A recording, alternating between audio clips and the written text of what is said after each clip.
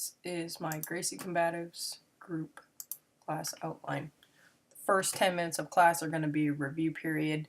The head instructor is going to tell everybody, if this is your first class, please join me in the corner. For everyone else, go ahead and review your techniques starting with the most recent ones. From here on out, it's going to be the assistant instructor's responsibility to go around and make sure that you're helping the least experienced student first. Go ahead and have them do a technique on you. Make sure they know the names of all the moves, and give them any helpful hints that can make the review period more efficient for them. The next thing that's really important to talk about is praise. You want to make sure you're always praising them and giving them specific feedback during this review period. So praising is very important. The next section is the standing technique, and that's going to be about 10 minutes. You're going to collect the Gracie Combatives cards, and this is an opportunity for you to learn 3 students' names. After this, you are going to teach the standing technique using the slice presentation formula. After you are finished, ask everyone, if you have had class number 17 step off the wall, please turn around and find somebody that hasn't done this class before. The reason that we are doing this is because we need to make sure that the partnerships, the strategic partnerships are right. You want to always make sure you have a less advanced student with a more advanced student. And then we also want to do this because we don't want to have any mismatches. You don't want to have a 70-pound female with a 305-pound man, okay? So that's very important to make sure that the partnerships are right. The next section we're going to do is the ground technique, which is 35 minutes. And the first thing that we're going to do is review your manual. Make sure that you know all the essential details, indicators, safety tips, bad guy reminders, okay? We want to do this after every single slice that we teach. Know the clock. This is important because you need to know how long it's going to take you to teach each slice of the technique that you're teaching for the day, okay? Teaching time. You want to make sure that you're teaching this technique, whatever slice that you're teaching at the current moment. You want to make sure that you are not going over on time, okay? It needs to be time efficient, but it needs to be efficient too, okay? You don't want to make sure you don't leave out any details. So teaching time is important, and make sure it's not too long, but in the right amount of time. Next thing we're going to talk about is drill time. This can be between 1 and 3 minutes. It's just you have to use your best judgment depending on how class is going and what time permits. So drill time. The next thing we're talking about is going to be reflex development. That's going to be 2 minutes, and this is where the techniques are going to practice the standing and the ground techniques, and you're going to teach them how to execute it in every possible combination. And that should be about 2 minutes. If the students are perfecting it, then go ahead and tell them higher the intensity by 10%. If some people are struggling with it, then you can lower the intensity by 10%. You just have to use your best judgment and get feedback from the students. You know, you're watching them, so you know what they need for that time period. The next thing we're going to talk about is the mindset minute, and that's 60 seconds. And this is just a little time frame where you can review essential details, indicators, fight philosophies, anything that you feel like you missed, maybe during the standing to ground technique. You can kind of plug into this little mindset minute, and that's just so they have something to ponder on their car ride home. After that, we're going to talk about stripe promotions.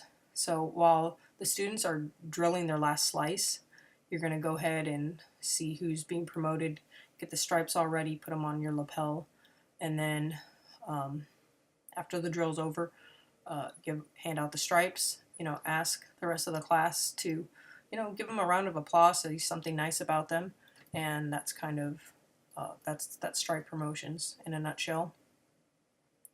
Next thing is the class closure, okay? This should be 1 minute, so if any of the students brought a friend, thank them for bringing their friend. For all the regular students, give them a little forecast of what's coming. So, hey guys, tomorrow is class number 2, Americana arm lock. So you can give them a little forecast of what's coming so they get excited to come the next day. And then the last thing, if it's the last class of the day, we're going to clean up. So sweep, mop. If anybody that doesn't know how to sweep, teach them how to sweep. And that is class closure. Next thing we're going to talk about is error correction strategies. So we always want to praise often.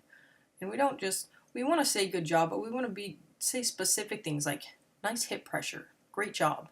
Okay, I think that means more and has more value if you give them specific details, because then they know you're watching them. The next thing we want to talk about is preserving the ratio, which is 3 to 1. You never want to violate that ratio, or else the students are going to feel like they're constantly being corrected, and nobody likes that. So making sure it's always 3 good things for every 1 correction. So error correction strategy number 1 is the perfect adjustment, and this is where you're going to physically move the student's arm, leg, whatever needs to be moved to the right spot and say perfect. Okay, so you're not even, no verbal correction, just physical. The number 2 is the perfect partner, and this is where if you see a pair of your students that are struggling and the more advanced student isn't able to help the newer student, you're going to jump in there because you are the perfect bad guy. You can make the move work no matter what. Physically correcting them, putting their body in the right spot. Okay, so this is your job, to be the perfect bad guy and make the move work no matter what. If that doesn't work, we're going to go to the final option, and this is where you are going to be giving them what's called a sandwich correction. So you're going to say something positive, like, you trapped the foot perfect, okay, followed by the correction, followed by another praise. So great head control. Okay, so praise, correction, praise. If this doesn't work, all those 3 options don't work, then what you're going to do then is you're just going to tell them, this is why all the students have to go through the class 4 times. So if it doesn't make sense to you, it definitely will start making more sense the 2nd, 3rd, and 4th class. Like I myself had trouble with this move, or this is one of the harder moves to learn in the combatives course. So that is telling them those are some good ways to kind of help relieve the pressure or frustration from them. The next thing we're going to talk about is narration. So narrating a student through the move, and this is just a great way to kind of tell them what to do in a positive way, and it makes them think that they're doing it right because you're calling out what they're supposed to be doing before they do it. So it's good for the student because they know that you're watching them. 2, you're calling out the moves ahead of them, so they're doing the moves right. And 3, they can hear your voice, and that's a motivating factor for them. The next thing we're going to do is correction danger. Okay, so as the instructor, we know everything, but we don't want to overcorrect the students. Okay, we're very knowledgeable, but sometimes we can get caught up and point out every little thing they do wrong, and we don't want to do this. This is very frustrating for the students, okay? So we don't ever want to overcorrect them. So let's talk about the perfect partnerships. The perfect partnerships are, you have a less advanced student, with a more advanced student, and you pair them up.